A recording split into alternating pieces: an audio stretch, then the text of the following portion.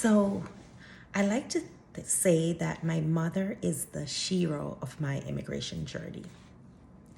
So I was born in Jamaica to a wonderful, wonderful woman.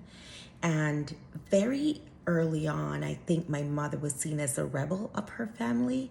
She was the firstborn to my grandmother, my late grandmother, God rest her soul. And so we grew up in a very large family. My mom was the eldest of six. One of the things my mom did very earlier on is she always placed family first, and she always wanted what was the best for her children. I am the last of seven for her.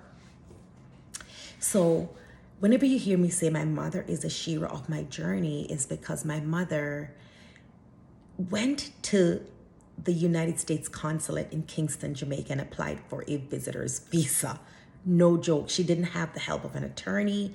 And mind you, my mother had not even completed high school in Jamaica. She literally had an elementary school education.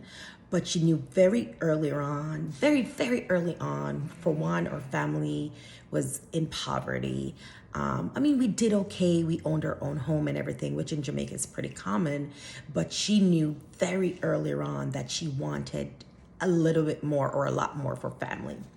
So my mother, being the rebel that she was, journeyed into Kingston from the country area and applied for a visa. It was her first visit to the United States consulate to obtain a visa so she could travel to the United States. And that is how I want to say my immigration journey began, from one woman, a woman who worked as a domestic helper in a very small town, dreaming that, you know what, there is something better out there for not her so much, right? For not her, but for her family. My name's Diani Winter Funde, and I am an immigration law attorney, and my mother is the Shero of my journey.